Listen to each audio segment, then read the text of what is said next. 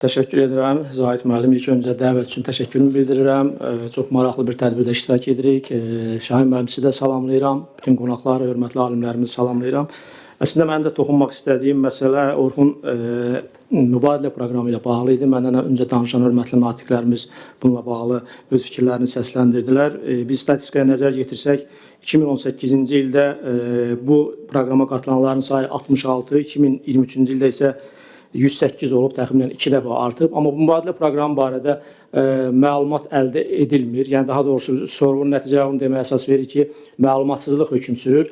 Bunun səbəblərini hesab edirəm, araşdırmaq lazımdır. Hörmətli akademikimiz Şahin müəllim bununla bağlı fikirlərini səsləndirsə mənim üçün maraqlı olardı. Hansısa bir mexanizm düşünmək olarmı? Məsələn, bu proqram barədə tutaq ki, təhsil sərgiləri vasitəsilə və ya hər hansısa bir portal yaratmaq üsulu ilə proqram barədə vətəndaşlara ətraflı məlumat vermək mümkündür. Digər bir məqam isə mən parlamentdə fəaliyyətimə qədər Macaristandakı səfirliyimizdə də fəaliyyət göstərmişəm diplomat kimi.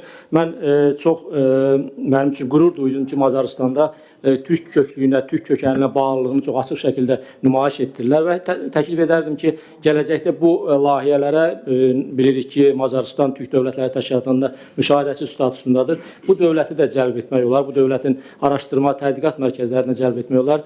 Müxtəlif hökumətlərarası proqramlar çərçivəsində tələbələrimiz xaricdə təhsil alırlar, o cürə dövlət proqramları çərçivəsində bizim tələbələrimiz, gənclərimiz Macaristan universitetlərində də, aparıcı universitetlərdə təhsil alırlar. Hesab edirəm ki, bu universitetlərin də bu proseslərə cəlb olunması maraqlı olardı. İldə 2 dəfə, məsələn, Macaristanda Turan qurultayı deyilən böyük bir qurultay keçirilir və Türk dövlətlərindən xeyli sayda tədqiqatçılar, alimlər, istər mədəniyyət sayəsində, incəsənət sayəsində bu tədbirə qatırırlar və bunun özü Macaristanın bu türk köklüyünə bağlılığının göstəricisi hesab edirəm ki, gələcəkdə bu barədə düşünmək olar. Diqqətinizə görə təşəkkür edirəm, uğurlar arzulayıram.